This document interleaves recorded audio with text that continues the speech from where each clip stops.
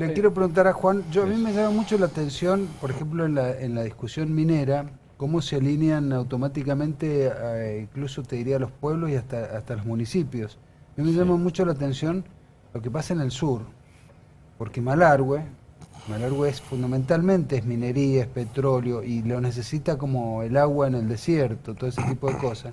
Y al lado los albaneses son exactamente lo contrario. Los albaneses son tan combativos en contra de la minería como San Carlos, por ejemplo. Claro. Sin entender, acá opino yo, las necesidades que tiene Malargüe. Es más, a veces le han bloqueado cosas a Malargüe que Malargüe realmente necesita imperiosamente.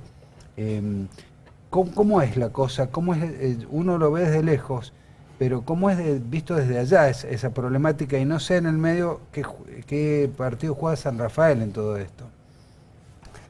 Sí, siempre que hemos tenido este tipo de oposiciones tan férreas, dando más el fundamentalismo que la lógica, molesta porque uno quiere desarrollarse, tiene posibilidades territoriales distintas al resto de la provincia. Claro. Nosotros somos más Patagonia que Cuyo, pero estamos dentro de Mendoza, así que somos Cuyo, somos vitivinícolas, como se conoce a Mendoza, y la realidad del territorio es distinta. Es un territorio muy desértico que tiene muchos recursos naturales. Sin vitivinicultura. Sin vitivinicultura, sin bodegas, y nuestras posibilidades de desarrollo son esas. El petróleo, el gas, la minería, el turismo, por supuesto, porque también somos bendecidos por paisajes y lugares muy lindos. Y bueno, y tenemos también un recurso muy importante como es el agua, que sigue desaprovechándose.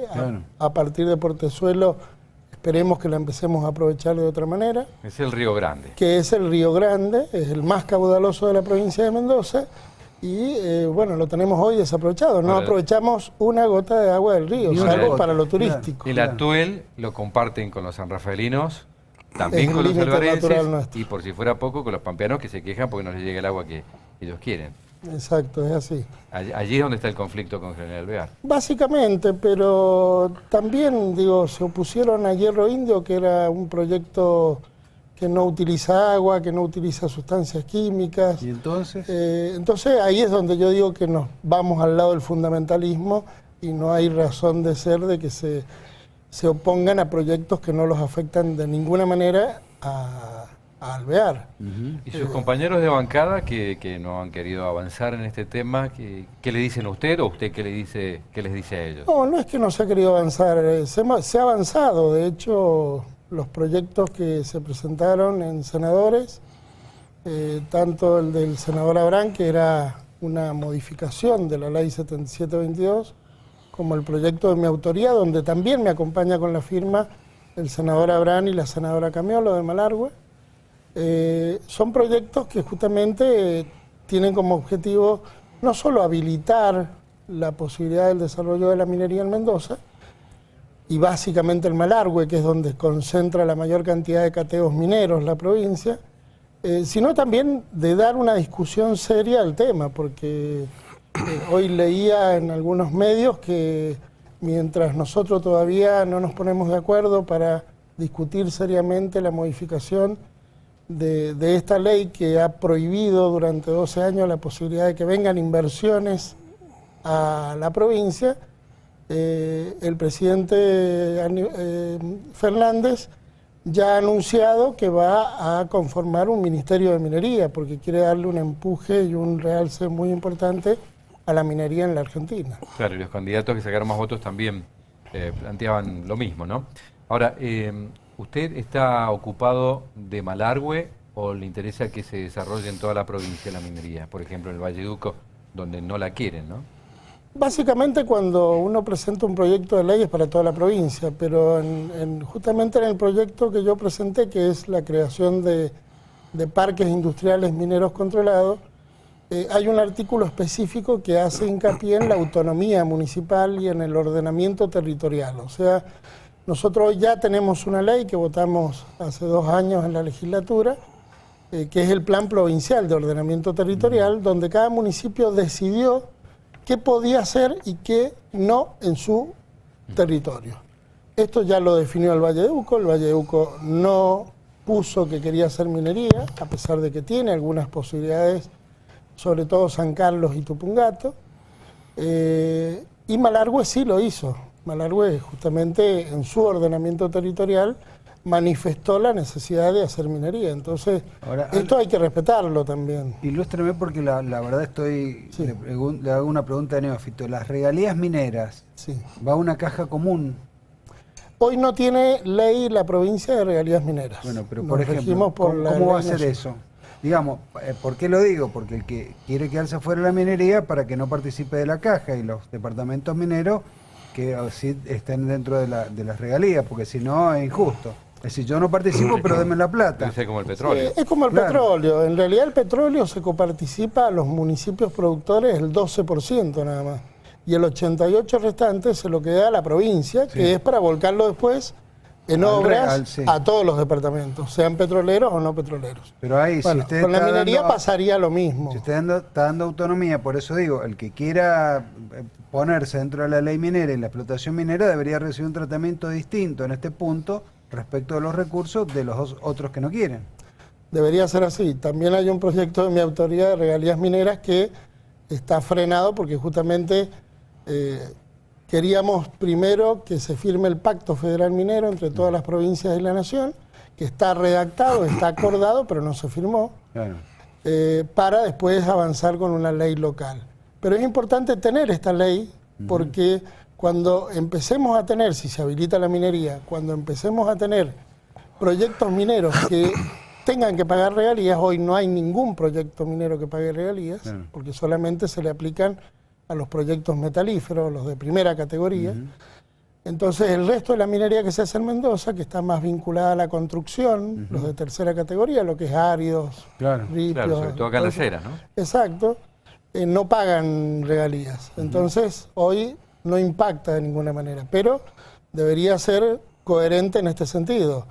Los municipios que habilitan el desarrollo de su minería en su territorio, que reciban la mayor parte de regalías y que el resto, en el proyecto que yo planteo incluso habla de un reparto regional, justamente porque el impacto que genera la minería en cuanto al movimiento de logística, de camiones, de servicios, de mercadería, todo. todo lo que es servicio, de gente que se traslada para estar más cerca de los proyectos mineros a vivir, necesitan de infraestructura, Claro. necesitan de vivienda, necesitan más escuelas, Servicios de todo tipo, hospitales, hospitales, etcétera. Entonces, seguridad. bueno, eso iría volcado a todo este tipo de infraestructura. Parés todavía es diputado, así que puede opinar. No, bueno, sí, indudablemente, si uno no quiere una actividad, tampoco debe querer los beneficios. Coincido totalmente con lo que dice Andrés, lo que plantea Andrés. Y realmente seguir en esta situación me parece que nos está, ya a esta altura nos está perjudicando. Creo que los dos candidatos que sacaron la mayor cantidad de votos, tanto a Anabel Fernández Agasti como a Rodolfo Suárez, que finalmente terminó ganando la gobernación, plantearon que querían minería. Y digo, si la gente lo votó es porque hay licencia social. Me parece que ya esa discusión ya estaría de algún modo zanjada. Ahora lo que Alvear, por ejemplo, se opone. Alvear no tiene un cerro. O sea, nunca se va a hacer minería en Alvear. Así haya una ley que lo permita, que ya que se pueda hacer indiscriminadamente la minería, no se va a hacer porque no tiene, no hay tiene posibilidad. ningún cateo minero. Claro, o sea, no sé por Y qué. entonces, Y entonces San tienen la Rafael 182 para cortarla y San cubierta. Rafael comparte con Malargüe, por ejemplo, Sierra Pintada, ¿no? Sí, Sierra Pintada es un, Digo un que es un proyecto... yacimiento allí de uranio que está... En realidad es de San Rafael, no lo comparte, lo compartía en la vieja época de la explotación del uranio, donde Ya en no. Malargüe estaba la Comisión Nacional de Energía Atómica y en San Rafael Ajá. Sierra Pintada. Bien. Hoy eso ya está remediado, de hecho este es un buen ejemplo para mostrar de remediación de la minería de uranio en el país porque fue el primer proyecto que se remedió Claro. a nivel Argentina. Y bueno, que es lo que hoy se conoce como cierre de mina. Antes no existía el cierre de mina. Hoy cualquier proyecto que empieza a funcionar minero ya empieza a trabajar en el cierre de mina. ¿Qué significa? Que cuando el mineral se agote o cuando ya el proyecto deje de producir, tenga otros proyectos funcionando que sean sustentables en el tiempo para que el impacto del cierre de la mina no genere desempleo, sino que la gente se pueda insertar en estos otros. Lo otro es el potasio, que venía bien, que sí tenía licencias, no había objeciones y bueno, por razones económicas internacionales se cayó ese proyecto al sur de Malargüe, ¿no? Están buscando inversión, por allí en algún momento se reactiva. Ahora, las objeciones mayoritarias pasan por el tema de los dividendos, es decir, que no se lleven la plata o la gran ganancia a las multinacionales, recién hablaban ustedes un poquito de eso. Lo otro tiene que ver con el uso del recurso tan escaso, crítico como es el agua. Y lo otro es los controles. Para eso, en su planteo, ¿cómo lo está resolviendo? Bueno, con el tema del agua, básicamente, nosotros cuando tratamos durante 3 meses estos proyectos en comisión en el Senado, tuvimos la posibilidad de escuchar más de 70 personas, organizaciones que hablaron de minería, del agua, de cómo se usa el agua, hablaron de los especialistas en el tema de glaciares, bueno, se tocaron todos los temas que se pueda poner en la discusión de estos proyectos. En el tema agua, escuchamos... Hay un inventario de glaciares, eso ya está consagrado. Eso está, ya se sabe que dónde se puede y dónde no se puede hacer minería, eso está clarísimo. En el tema de agua, por ejemplo, el agua que consume la provincia de Mendoza, el 94% lo consume la agricultura. Y el 6% restante lo consume el ser humano, el ser humano y el resto de las industrias. O sea que estamos hablando de una desproporción en el uso del agua a favor de la vitivinicultura. Con un mal uso de ese agua, porque sabemos que no todas las fincas, todas las plantaciones tienen riego sistematizado, por goteo, se riega todavía a manto, y esto provoca no solo una gran infiltración de agua, se estima que entre el 40 y 45% del agua que se utiliza para riego a manto se infiltra, termina yendo a las napas freáticas y esas napas terminan contaminadas, dicho por los mismos especialistas en el tema de agua, de las asambleas del agua, que las 2 primeras napas las tenemos contaminadas por la agricultura, porque todos los plaguicidas, todos los fertilizantes, todo lo que le ponemos a las plantas para curarla, para potenciar su desarrollo, se termina infiltrando también con el agua. Entonces, esto es lo que tenemos que discutir también. ¿Cómo vamos a usar el agua? Y cómo la minería puede ayudar, que eso está planteado en los 2 proyectos de ley, para que los recursos que genere la minería sean para impermeabilizar canales, acequias, hijuelas, y intrafinca también ayuden a los productores a sistematizar el riego. Entonces vamos a hacer un mejor uso del agua, y el tema del agua en la minería no es un gran consumo el que se hace, porque por ahí los que hablan de agua hablan de millones de litros, porque lo ponen en millones de litros, y lo comparamos un proyecto minero. Hubieron ejemplos de proyectos mineros que están funcionando, por ejemplo en San Juan o en Catamarca, y comparaban el uso de agua con una finca de 40 hectáreas, de 50 hectáreas. Entonces, no de miles de hectáreas.